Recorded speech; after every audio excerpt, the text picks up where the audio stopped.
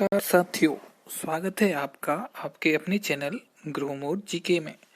और आज हम फिर से एक नए जिले के साथ आपके सामने हैं। तो आज का जिला है अशोकनगर जिला। तो अशोकनगर जिले से संबंधित जो भी जीके के क्वेश्चंस हो सकते हैं उसको हम इस वीडियो के माध्यम से समझने की कोशिश करेंगे। तो आप चैनल पर हमारे साथ बने रहिए। अगर आपने चैनल को अभी तक सब्सक्राइब नहीं किया है तो चैनल को सब्सक्राइब जरूर कर लीजिए, जिससे कि आपको वीडियो की जो नोटिफिकेशंस हैं वो आपको आपके फ़ोन पर या आपके कंप्यूटर पर तुरंत से मिल सकें। तो चलिए बिना किसी देर के हम वीडियो को शुरू करते हैं। तो आज का हमारा जो जिला है वह है अशोकनगर जिला। देखिए इसका गठन कब हुआ था। इसका गठन हुआ था 15 अगस्त 2003 को। तहसील कौन कौन सी हैं? तो तहसील हैं इसमें अशोकनगर तहसील है, मुंगावली तहसील है, ईसागढ़ तहसील है, चंदेरी और नई सराय, पिपराई, साड़ौरा, ये आपकी तहसीलें हैं अशोकनगर जिले में। कौन कौन से पड़ोसी जो जिले हैं जिनके साथ सीमा लगती है अशोकनगर की, वह हैं आपके गुना, शिवपुरी, विदिशा और सागर।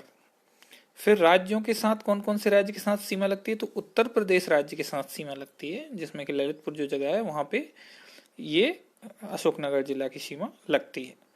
जनसंख्या 2011 के अनुसार कितनी है? ये है आपकी 8,45,071 और साक्षरता दर है 66.42%।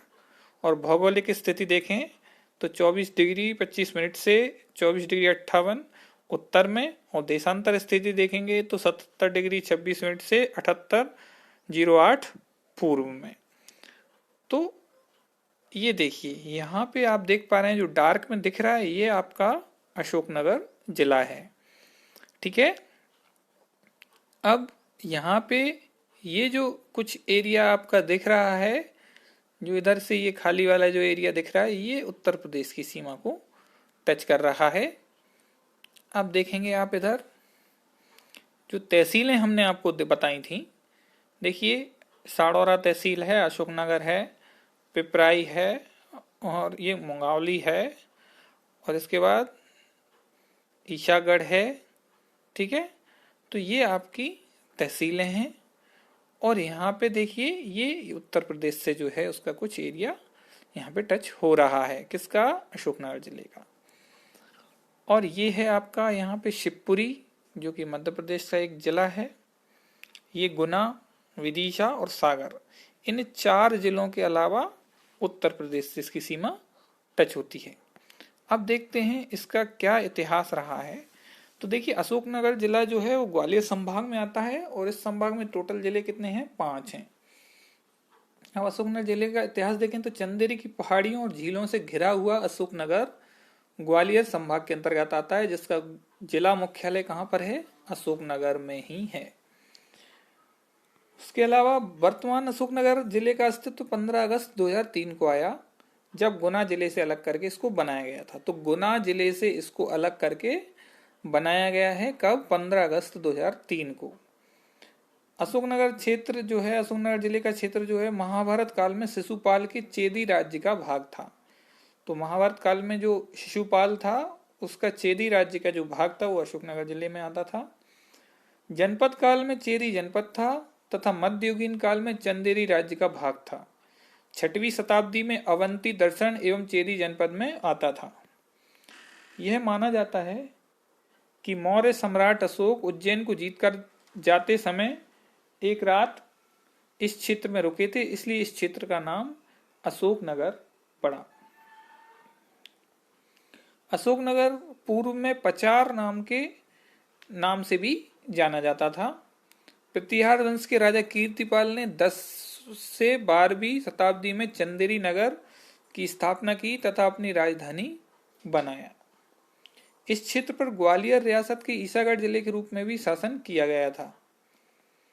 अशोकनगर देश में बड़ी अनाज मंडी और सरबती गेहूं के लिए जाना जाता है। अशोकनगर त्रिकाल 24 जैन मंदिर के लिए प्रसिद्ध है। जिला मुख्यालय से लगभग 35 किलोमीटर दूर करीला माता मंदिर है। चंदेरी के किले में स्थित मुख्य द्वार खूनी दरवाजा के नाम से प्रसिद्ध है और यह नगर अपने ऐतिहासिक महत्व तथा चंदेरी की प्रसिद्ध साड़ियों के लिए जाना जाता है। तहसीलें मैंने आपको बताई, 7 तहसीलें अशोकनगर है, मुगावली है, ईशागढ़ है, चंदेरी है, नई सराय है, पिपराई है और साड़ौरा। ये आपकी 7 तहसीलें हैं अशोकनगर की। उसके बाद देखेंगे भौगोलिक स्थिति, वो भी मैंने आपको बताई कौन कौन सी थी, कि इसका जो क्षेत्रफल है वो है 4674 वर्ग किलोमीटर और क्षेत्रफल की दृष्टि से मध्य प्रदेश का 38वां जिला है। ठीक है।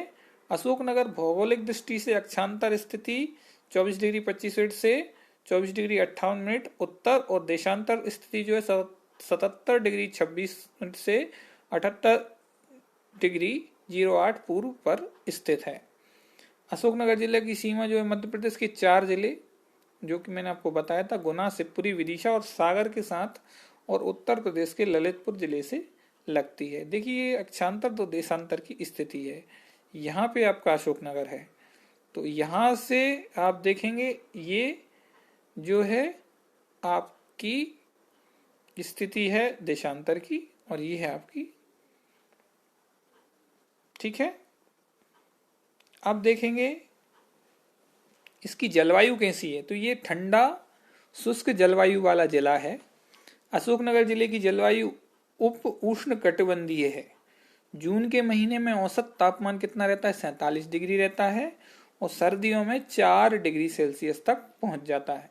जिले में लगभग 140 सेंटीमीटर बारिश होती है। मिट्टियां कैसी हैं और कृषि कौन सी होती है, देखिए मिट्टी जो है वह पाई जाती है उथली काले भूरे रंग की और भटोरी मिट्टी पाई जाती है। और कृषि जो होती है वो देखिए सबसे मुख्य जो कृषि है वहां पे यहाँ पे यह है सरबती गेहूं की खेती। सरबती गेहूं एक क्षेत्रीय किस्म का गेहूं है, यह अशोकनगर और मध्य प्रदेश के कुछ अन्य जिलों में भी उगाया जाता है।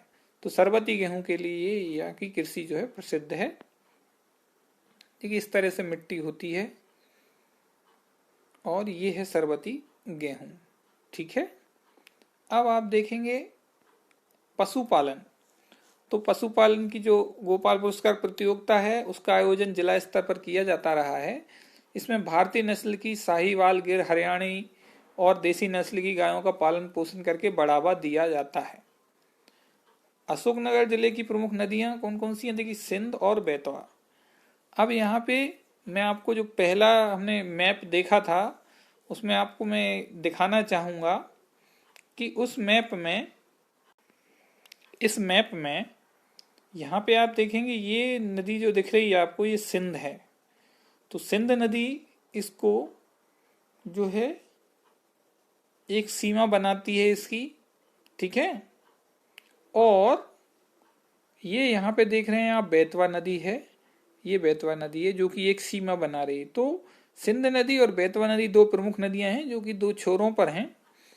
एक उत्तर प्रदेश के साथ इसकी सीमा बना रही है, तो दूसरी जो है सिंध नदी वो अशोकनगर और गुना जिले के बीच प्राकृतिक सीमा बना रही है। तो दो नदियां हैं, दोनों सीमा बनाती हैं, एक उत्तर प्रदेश के साथ, दूसरी गुना और अशोकनगर जिले के बीच में। अगली है सिंचाई एवं परियोजनाएं। देखिए राजघाट परियोजना बहुत प्रसिद्ध परियोजना है, इस पे बहुत सारे क्वेश्चंस पूछे जाते हैं, तो इसको ध्यान रखिए। 1972 में बनी मध्य प्रदेश और उत्तर प्रदेश की संयुक्त परियोजना है।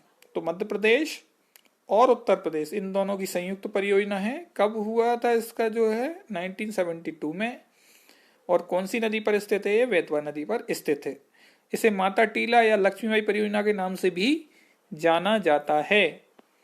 राजघाट परियोजना से अशोकनगर के अलावा कौन कौन से जो जिले हैं, झांसी है, जालौन है, हमीरपुर है, ग्वालियर आदि जिले भी लाभान्वित होते हैं। कुछ यूपी के हैं, कुछ एमपी के जिले हैं। वन और वन्य जीव में आप देखें तो इसमें अर्ध पर्णपाती वन पाए जाते हैं। उष्ण कटिबंधीय अर्ध पर्णपाती वन पाए जाते हैं। यहाँ के वनों में नीलगाय, चिंकारा, काले हिरन, खरगोश, जंगली सुअर, सांभर, लकड़बग्गे, लोमड़ी आदि वन्य जीव भी पाए जाते हैं। अशोकनगर जिले में वन्य जीव प्राणी अभ्यारण्य की स्थापना प्राकृतिक क्षेत्र केदारनाथ और नेहाल देवी क्षेत्र में की जाएगी। अब देखते हैं खनिज संपदा एवं उद्योग। अशोकनगर जिले की अर्थव्यवस्था कृषि पर आधारित है। जिले में ज्यादातर लोग कृषि करते हैं। अशोकनगर जिला वस्त्र, मोटर वाहन, बर्तन, सीमेंट और सोने के गहने आदि प्रसिद्ध हैं। आगे अशोकनगर जिले में जनजाति एवं लोक नृत्य। देखिए यहाँ पे जनजाति जो है सबसे बड़ी जनजाति, प्रदेश की जो 5वीं सबसे बड़ी शहरी या जनजाति है वह यहाँ पे निवास करती है। लोक नृत्य जो है वह राई है। यहाँ का लोक नृत्य क्या है? राई है, जो कि विभिन्न अवसरों पर बड़े हर्ष और उल्लास के साथ किया जाता है। राई नृत्य में विराम स्थिति को स्वांग कहा जाता है। अशोकनगर जिले की बोलियां एवं मेले कौन से हैं? देखिए बोलियां जो हैं वह हैं आपके बुंदेली और मालवी। और मेले जो हैं, जागेश्वरी देवी का मेला लगता है जो कि अशोकनगर जिले के चंदेरी में लगता है। ठीक है। और दूसरा है एक रंग पंचमी का मेला जो कि करीला में लगता है। करीला नामक स्थान पर रंग पंचमी के दिन धार्मिक और सांस्कृतिक मेले का आयोजन प्रतिवर्ष होता है। यहाँ माता जानकी का प्रसिद्ध मंदिर स्थित है और इस स्थान को लव कुश की जन्मस्थली के रूप में माना जाता है। जिले के प्रमुख संग्रहालय मुख्य संस्थान कौन कौन से हैं? तो देखिए तुम्बन या तुमेन संग्रहालय ये है आपका अशोकनगर जिले में। अब आते हैं अशोकनगर जिले के प्रमुख धार्मिक और पर्यटन स्थल कौन कौन से हैं। तो ये देखिए चंदेरी का किला है, श्री आनंदपुर साहिब है, कौशक महल है, हवा महल है, बादल महल है, माँ विंध्यवासिनी मंदिर है, आदिनाथ जैन मंदिर है, भगवान शांतिनाथ जैन मंदिर है, तुमेन जैन मंदिर है, आनंदपुर शिव मंदिर है, बीजासन माता मंदिर, जामा मस्जिद, खूनी दरवाजा, लिखी दांत गुफा, चंदेरी के किले में जौहर कुंड है, हवा महल है, नौखंड है आदि दर्शनीय स्थल हैं। तो इतने पर्यटन स्थल आपको देखने को वहां पे मिल जाएंगे, धार्मिक और पर्यटन स्थल जो कि अशोकनगर जिले में हैं। अब देखते हैं आनंदपुर में जो अद्वैत परमहंस समुदाय का वैश्विक मुख्यालय है। आनंदपुर साहिब नामक धार्मिक स्थल की स्थापना महाराजा परमहंस दयाल जी ने 1939 में की थी। अशोकनगर जिले में शैव संप्रदाय का चंदन मठ स्थित है। मध्य प्रदेश की पहली खुली जेल नवजीवन शिविर अशोकनगर जिले की मुंगावली में स्थित है। चंदेरी की साड़ी का पेटेंट कराने वाला पहला राज्य मध्य प्रदेश है। चंदेरी किले का निर्माण प्रतिहार नरेश कीर्तिपाल ने 11वीं शताब्दी में कराया था। चंदेरी अपनी कलात्मक सिल्क साड़ियां, सूती वस्त्र, महेश्वरी और चंदेरी किले के लिए प्रसिद्ध है। चंदेरी का प्राचीन नाम चंद्रगिरी था। अशोकनगर का नाम राजा अशोक के नाम पर पड़ा। काले सैयद का मकबरा अशोकनगर में स्थित है।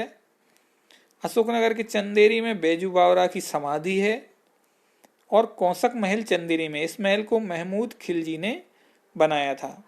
तो ये कुछ इंपॉर्टेंट फैक्ट्स थे हमारे अशोकनगर जिले से संबंधित। तो आपने यहाँ पे बहुत सारी चीजें देखी, इतिहास देखा अशोकनगर का, उसके बाद आपने उसकी बोलियां देखी, भाषा देखी, वन देखे, वन्यजीव देखे, जलवायु देखी, भौगोलिक स्थिति देखी, है ना, कुछ धार्मिक और पर्यटन स्थल देखे।